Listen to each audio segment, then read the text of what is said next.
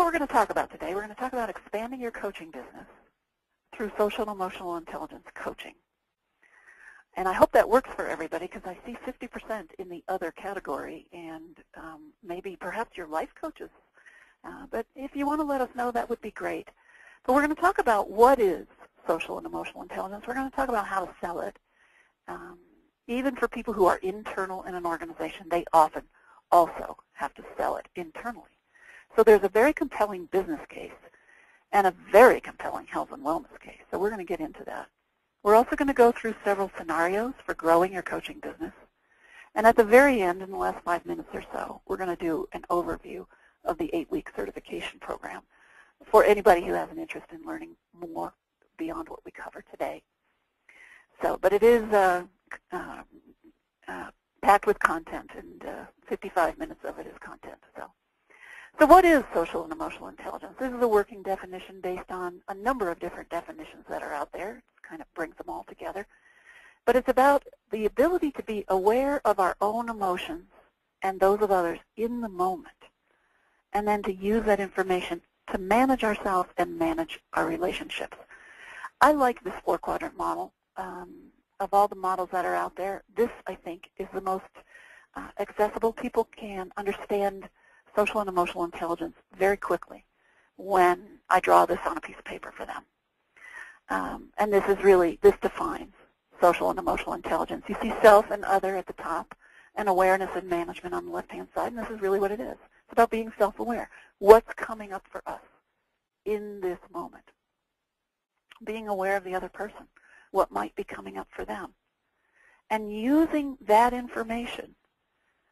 And it's a very rich source of information if we listen to it, to then manage ourselves and manage our relationships with other people. So how does this social and emotional intelligence enhance the practice of coaching?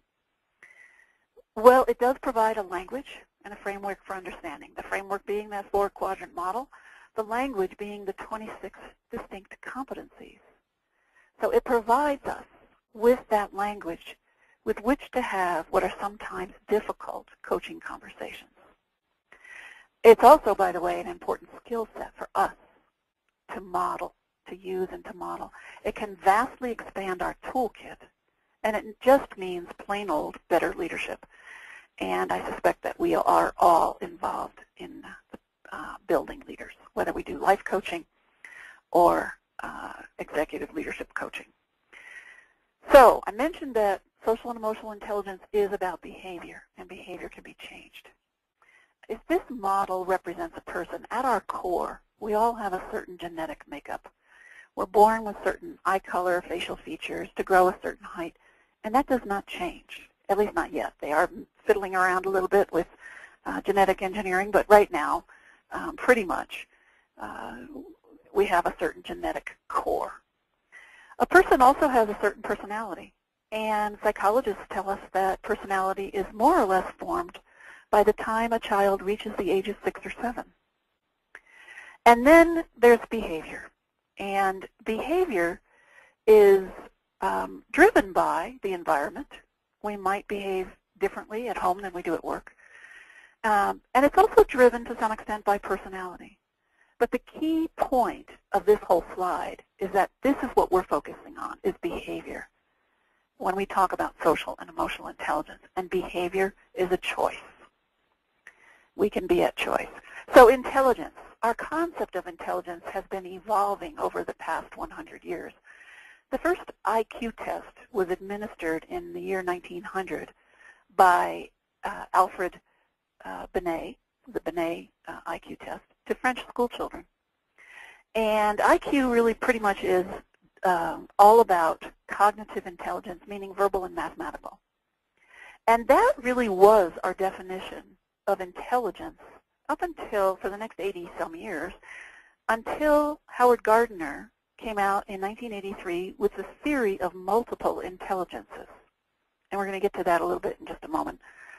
But it was from there, from his work, from Howard Gardner's work, that John Mayer and Peter Salovey and Caruso all started their work in emotional intelligence.